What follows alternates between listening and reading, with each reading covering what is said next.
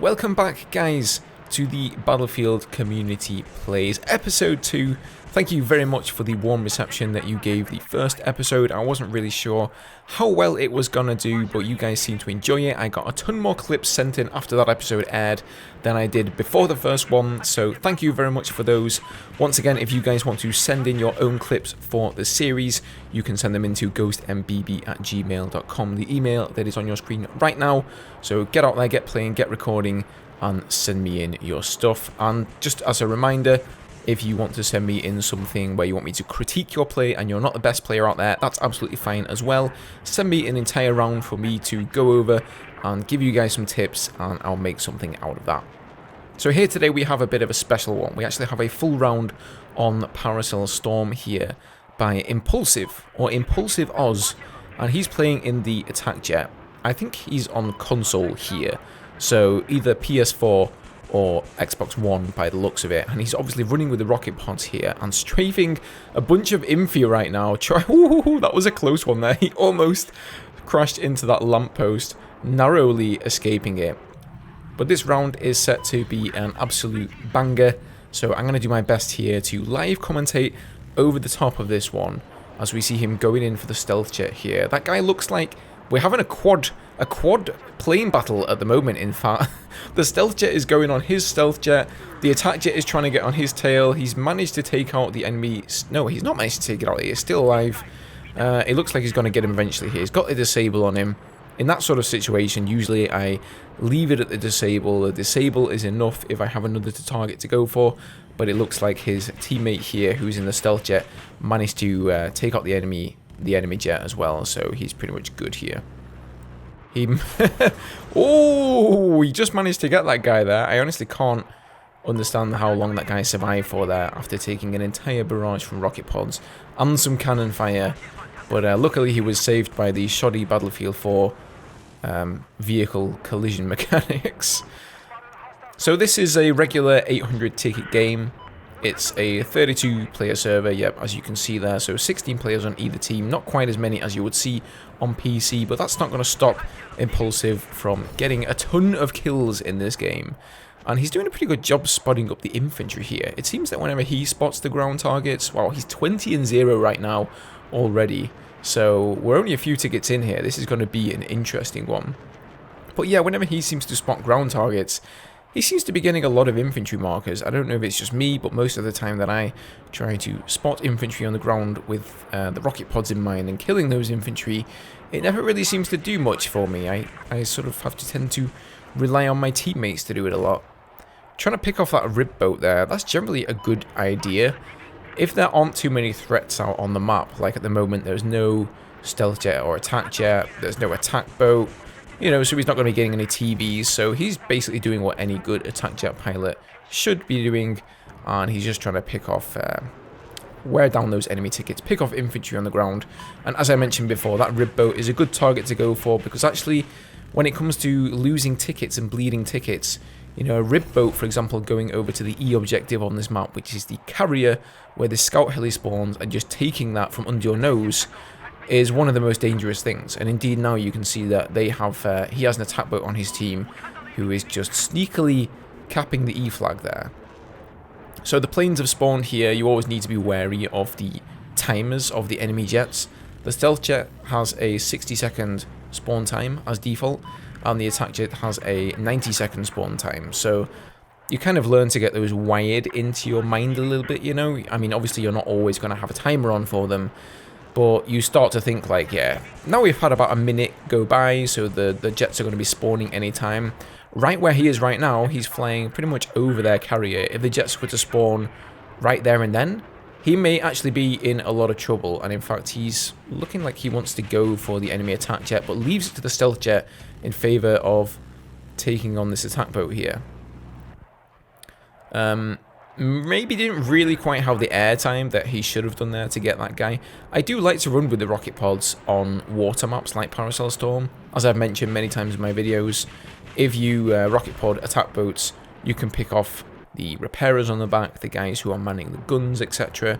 It's maybe not the greatest thing if there's somebody in an attack boat all by themselves, but if they happen to be in there with people repairing and whatnot on the back, it can greatly help in actually taking out the attack boat as a whole, because once you've picked off the guys in the back, you can just go and carry on wearing down the armor. So they're doing pretty decent here. They've got A, B, and C. Sorry, no, C, D, and E. And the enemy team have A and B. Actually, that's not too great, because the B flag is very important on this map. That is the flag that the AA tank spawns on. I'm just admiring those lovely rainbow contrails this guy's got. I still have yet to unlock those. I am working on them over on Twitch quite regularly though, so if you guys want to come over there and cheer me on, then there's a link to that down below.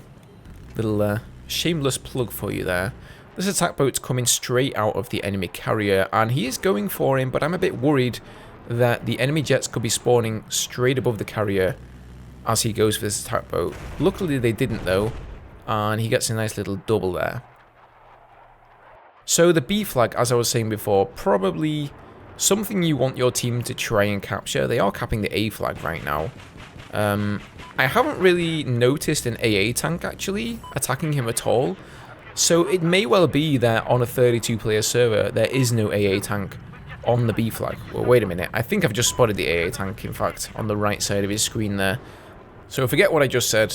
I haven't really played this game much in 32-player servers or even 48-player servers. Most of the time I play 64-player, and, you know, there are some differences between those on console, but I think yeah, there we go. His teammate actually has the AA, and he's perched on the island, so that's really, really good for him here. He's not going to have to worry about the AA tank at all. In fact, this is the best situation you can get as an attack jet pilot. There's only one AA tank, and your team has it. So now they're 4 capping them at the moment. They've only got B left, and there's a couple of infi down there on the floor. 3, in fact, who are looking like they're encroaching on the villa or the houses there, and they're about to cap that off. So 28-0 here. You're doing pretty good, Impulsive. I'm proud of you, bro. So he's going over back towards the carrier here. I can't quite remember when the jets last spawned, but my mind is telling me that they are due to spawn pretty damn quickly. Got a nice little triple there. I'm surprised he didn't pick off any of those guys on the back of the attack boat with the rocket pods. It's always a good idea. I notice him kind of aiming really anywhere on the attack boat, but you should really try to aim with the rocket pods towards the rear, because it doesn't really matter where you hit with them. They do the same amount of damage wherever you hit the vehicle, pretty much. So you may as well aim towards the back, where the repair guys are going to be and where the gunners are going to be, just so you get that extra collateral damage there. So this is a really good objective to strafe down on the D flag if you're trying to go for infantry. There's always a ton of infi down on D. I'm not quite sure why it is. I think it's because there's a quick route over from the E flag there. There's a little house to fight over. Picks off a guy from the back of that rib boat there. That was quite nice.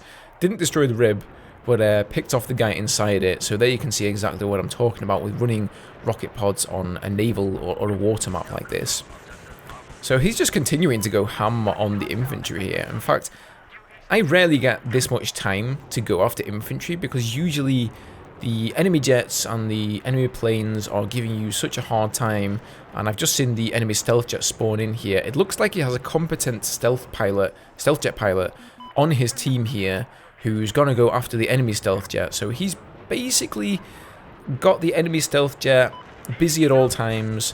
His team have the AA tank, and this guy here, Impulsive, is just able to go absolutely ham in the attack jet on the ground forces, and he's not having to worry about any of the enemy forces at all. I've noticed, yeah, just like him there is some infantry spotted on this little island right next to the enemy carrier. That's always a good idea to go for them if you don't really have anywhere else to go, because sometimes you've got snipers on there, they drop spawn beacons, PLDs, man pads, all that kind of nasty stuff that jet pilots don't want to have to deal with. And you'll notice here he's using the rocket pods to go for the attack helicopter as well. Normally, you're going to be using your 30 mils to go for enemy aircraft and helicopters when you're running the JDAMs, but in the case of the rocket pods, they're actually really, really effective against flying vehicles as well. So you should try to use those whenever you can. That guy was obviously just stationary on the floor, so he had an easy time of it. Not quite as easy when you're trying to hit people flying and hovering mid-air. So here we've got the storm rolling in now. They're pretty much all capping them. Like, he really has this one almost in the bag. Flies low there just to try and get a little bit of extra cap time on the D flag. That's always a good idea if you can do it safely. It's quite embarrassing when you get RPG'd and you're trying to do that. But he's doing a great job here supporting his team on the ground. He's not, even though he is getting a lot of kills, he's not just going for farming kills.